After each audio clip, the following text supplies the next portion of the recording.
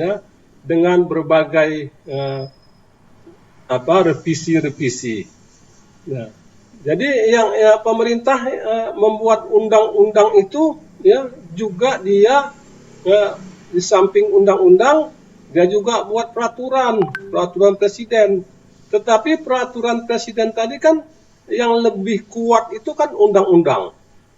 Ya, maka pertemuan ke-7 ini bagaimana kita membahas undang-undang yang dibuat oleh pemerintah dan DPR tadi. Kalau dia inpres, perpres itu nggak perlu pengesahan atau pembahasan dari DPR. Itu hanya pemerintah saja, notabene-nya presiden saja. Ya, itulah ya bagaimana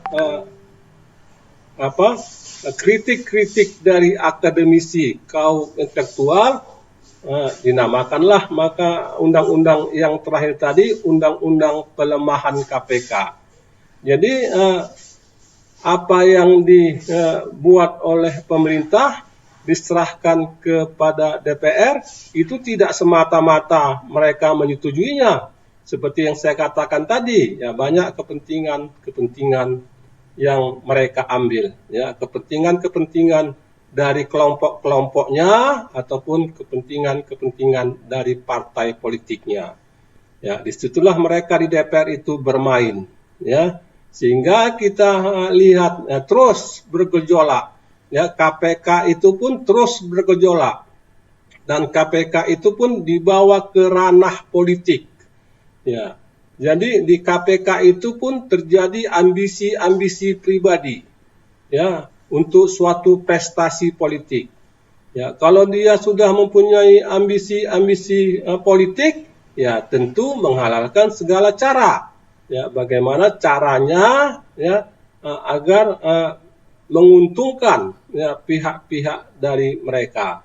Ya, makanya pemerintah tidak bisa membuat bagaimana undang-undang tadi yang berkompeten, ya. Jadi mereka juga harus membahasnya di anggota DPR tadi. Ya, untuk jelasnya, mari kita lihat dulu slide sebagai berikut.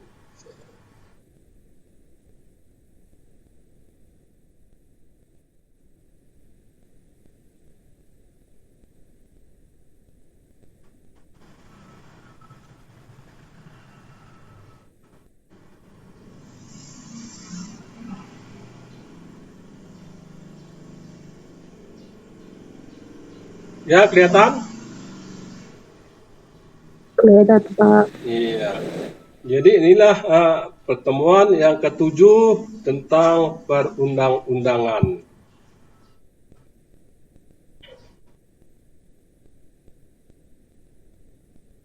Ya. Jadi sejarah peraturan perundang-undangan tindak pidana korupsi ini ya pertama itu dilakukan dalam delik korupsi dalam KUHP. Ya, kemudian peraturan pemberantasan korupsi penguasa perang yaitu tahun 1950. Kemudian undang-undang tahun 64 ya 24 ya tahun 60 tentang tindak pidana korupsi. Ya, TAP MPR, kemudian Undang-Undang Nomor 28, ya Undang-Undang Nomor 31 tahun 99 sampai dengan dia ya Undang-Undang Nomor 7 tahun 2006 tentang pengesahan United Nations Convention Against Corruption atau UNCAC 2003. Kemudian peraturan pemerintah Nomor 71 tahun 2000 tentang peran serta masyarakat dan pemberian penghargaan dalam pencegahan dan pemberantasan tindak pidana korupsi. Kemudian yang terakhir, instruksi Presiden Nomor 5 tahun 2004 tentang percepatan pemberantasan korupsi.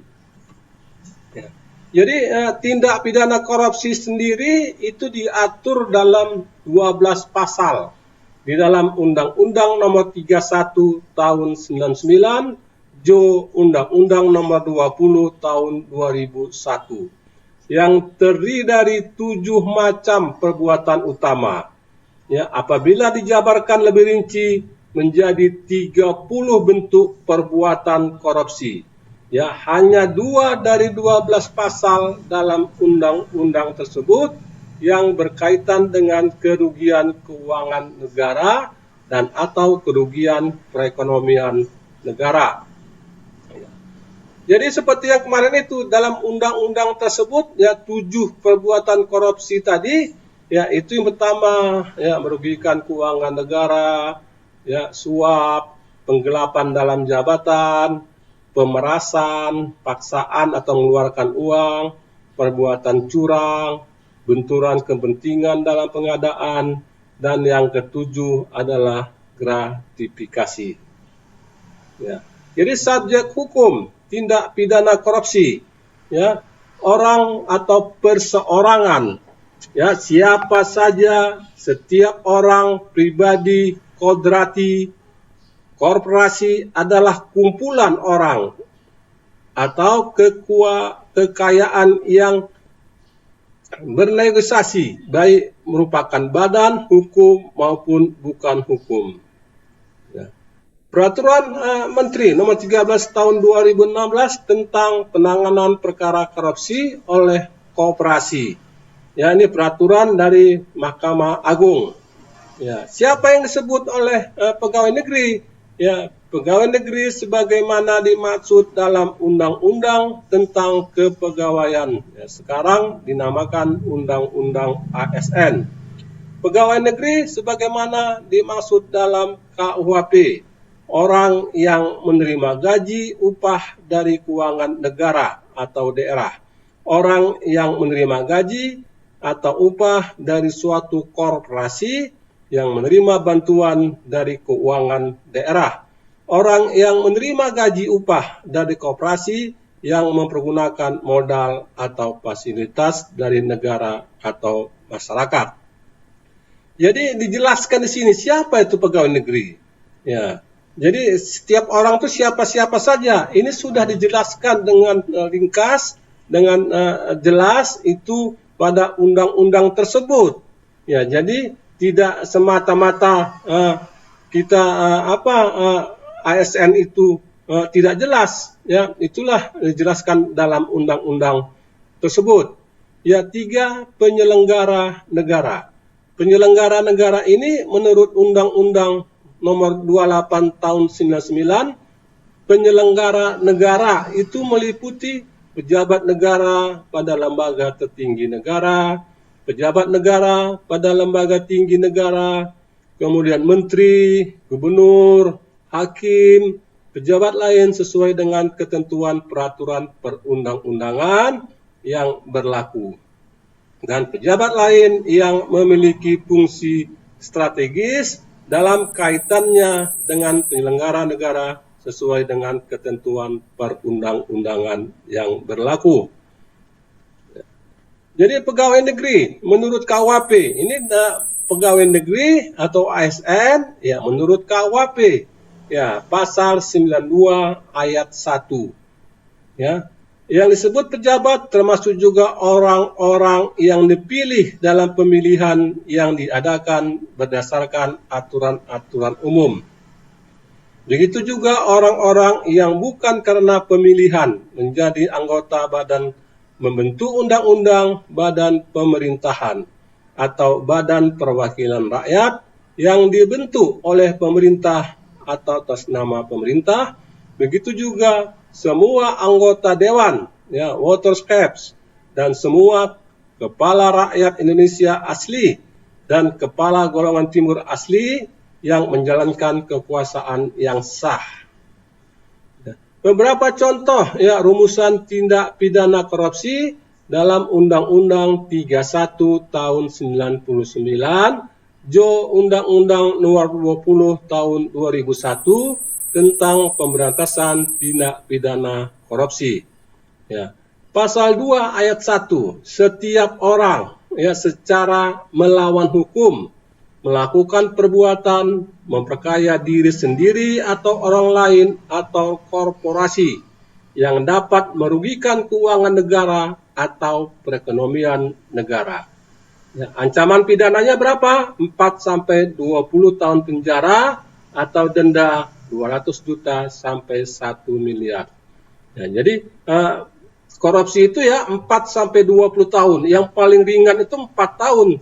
Ya, yang paling tinggi itu 20 tahun. Itulah pasal 2 yang undang-undang tidak pidana korupsi.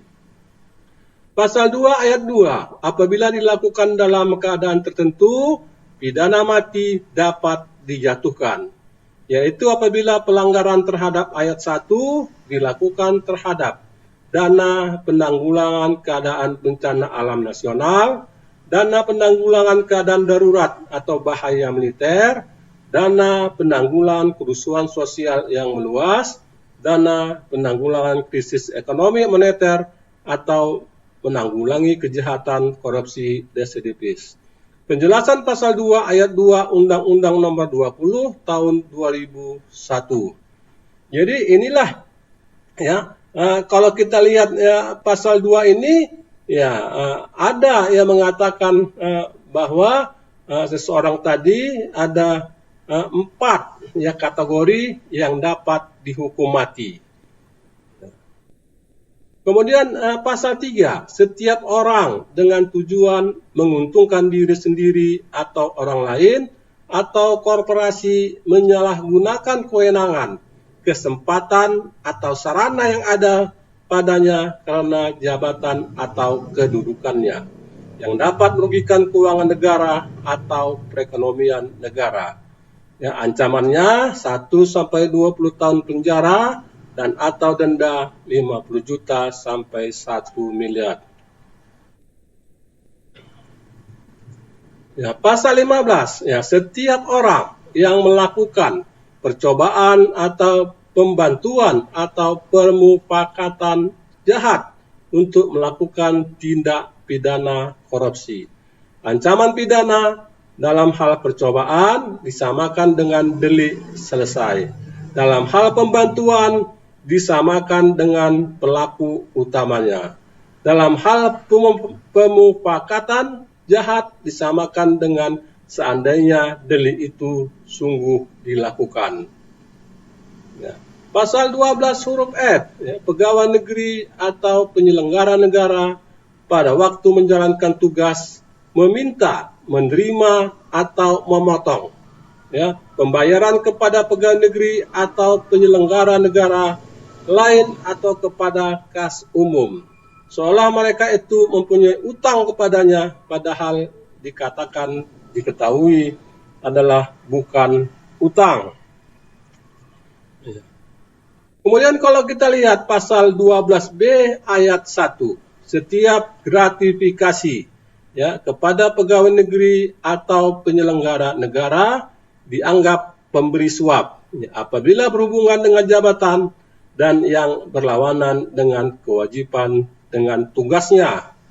Ya. Gratifikasi dasar pemikirannya adalah tindak sepantasnya pegawai negeri atau pejabat publik menerima ya, pemberian atas layanan yang mereka berikan. Seseorang atau berhak meminta dan mendapat sesuatu kelebihan haknya sekedar ia melaksanakan tugas sesuai tanggung jawab dan kewajibannya.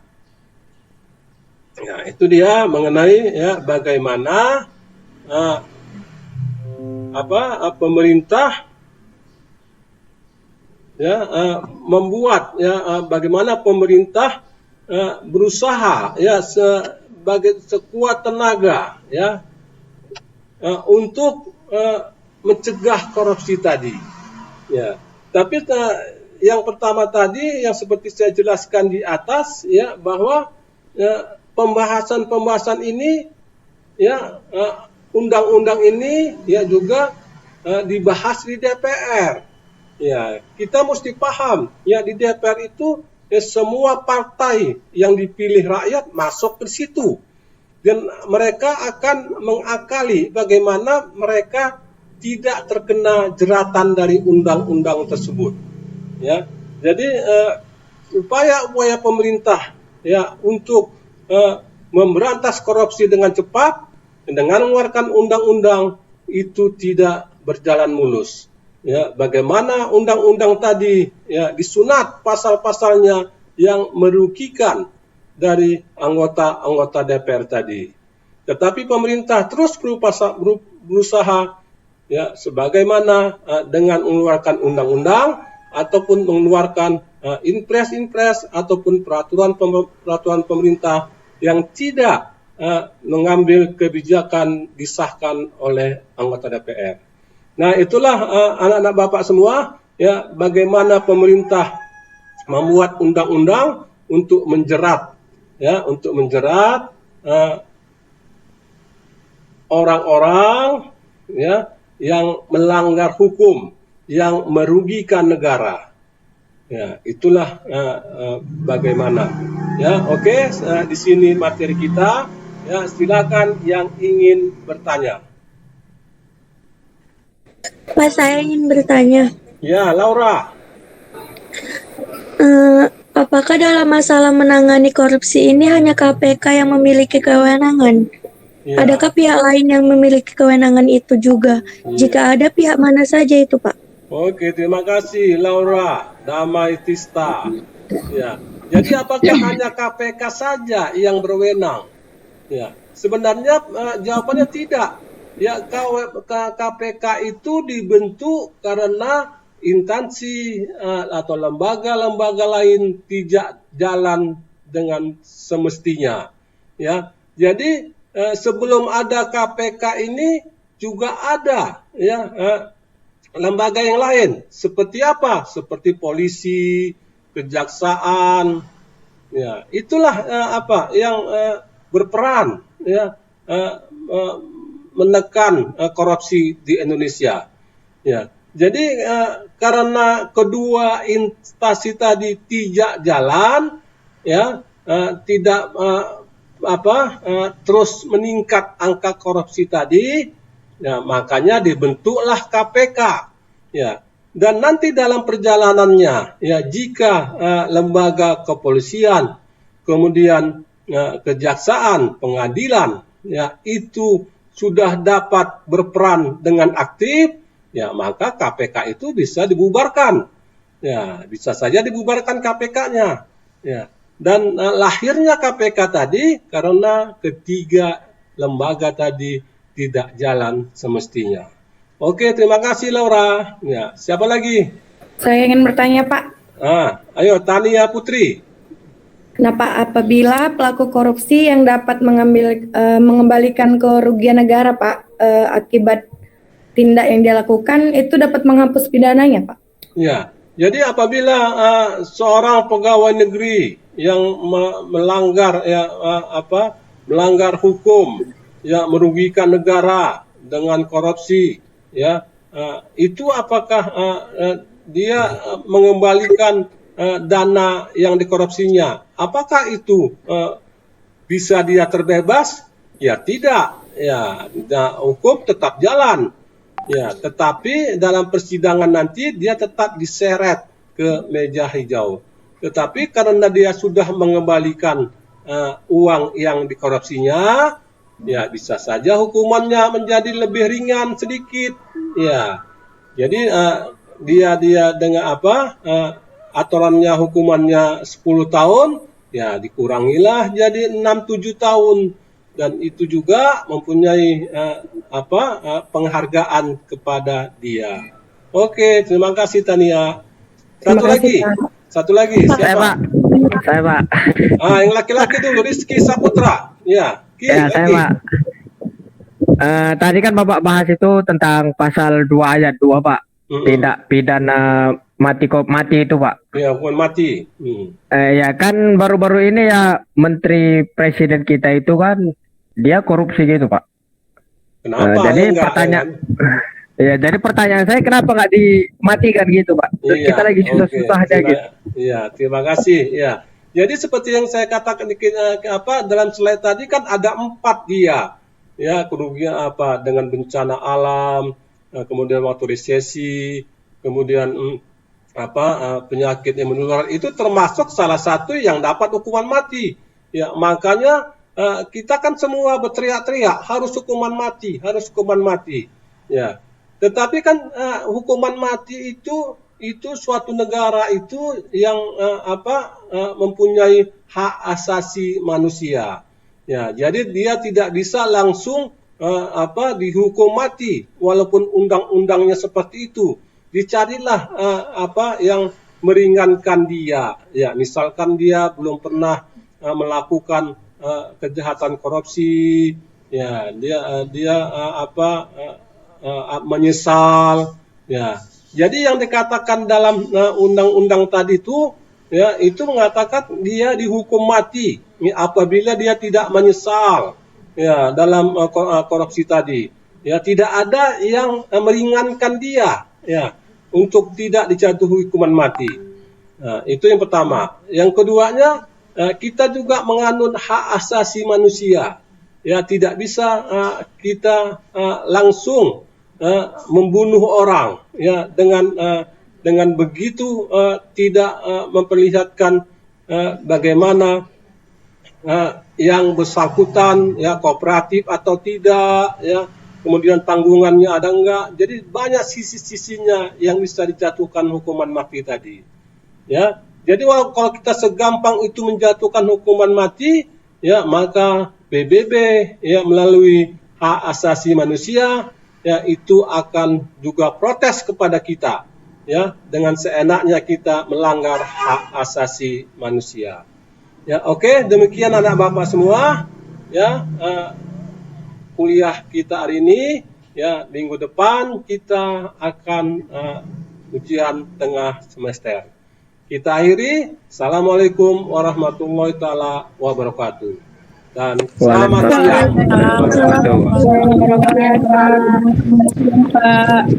Terima kasih.